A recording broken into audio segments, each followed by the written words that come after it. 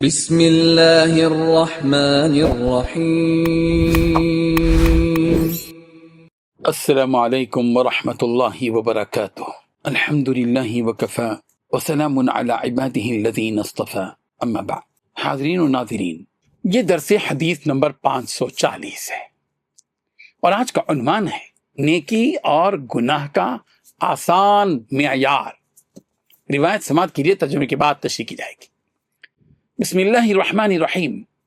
عن النواس بن سمعان ان رجلا سأل رسول اللہ صلی اللہ علیہ وسلم عن البر والإثم فقال النبی صلی اللہ علیہ وسلم البر حسن الخلق والإثم ما حاك في نفسك وكرهت ان يطلع عليه الناس، رواہ الترمذی۔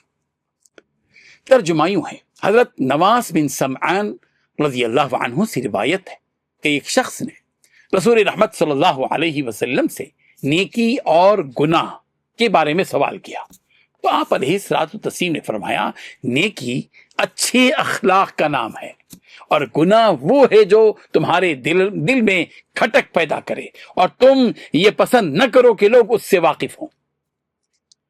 حاضرین و ناظرین، اس حدیث میں رسول رحمت صلی اللہ علیہ وسلم نے نیکی اور گناہ ان دونوں کی ایسی جامع اور مختصر سی تعریف بیان فرمائی ہے جو پورے دین کے اخلاقی نظام کا خلاصہ معلوم ہوتی ہے۔ ایک شخص نے نیکی اور گناہ کی حقیقت جاننا چاہا، نبی کریم صلی اللہ علیہ وسلم سے پوچھ لیا کہ پیغمبر، یہ نیکی اور گناہ یہ دو چیزیں کیا ہیں، یہ ان دونوں کی حقیقت کیا ہے؟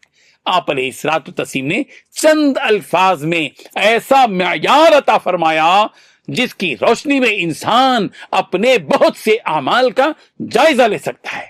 رسول رحمت صلی اللہ علیہ وسلم نے ارشاد فرمایا، نیکی حسن اخلاق کا نام ہے، اچھے اخلاق کا نام نیکی ہے۔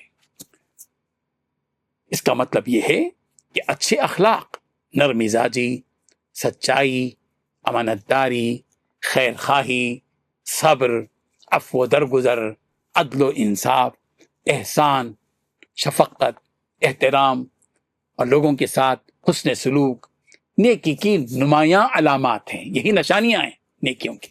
جو شخص اپنے اخلاق کو سنوار لیتا ہے وہ در حقیقت نیکی کے ایک عظیم مقام پر فائز ہو جاتا ہے۔ اسی لیے اسلام میں عبادات کے ساتھ ساتھ اخلاق حسنہ کو بھی بہت زیادہ اہمیت دی گئی ہے۔ پھر رسول رحمت صلی اللہ علیہ وسلم نے گناہ کی ایک نہایت مؤثر پہچان بیان فرمائی کہ گناہ وہ ہے جو انسان کے دل میں بے چینی اور کھٹک پیدا کرے اور وہ یہ پسند نہ کرے کہ لوگ اس کے عمل سے آگاہ ہوں۔ مومن کا ضمیر اللہ تعالیٰ کے نور سے زندہ ہوتا ہے، اس لیے جب وہ کسی غلط کام کا ارادہ کرتا ہے یا اسے انجام دیتا ہے تو اس کے دل میں اضطراب اور شرمندگی پیدا ہوتی ہے۔ یہی کیفیت اس بات کی علامت ہے کہ وہ عمل درست نہیں۔ البتہ اس حدیث کا مطلب یہ نہیں کہ ہر شخص اپنی خواہش کے مطابق نیکی اور گناہ کا فیصلہ کر لے، بلکہ جن امور کے بارے میں شریعت نے واضح حکم دے دیا وہاں شریعت ہی معیار ہے۔ حدیث کا مقصد یہ ہے کہ جن معاملات میں انسان کو تردد ہو، کھٹک ہو، وہاں وہ اپنے ضمیر کی آواز پر بھی غور کرے۔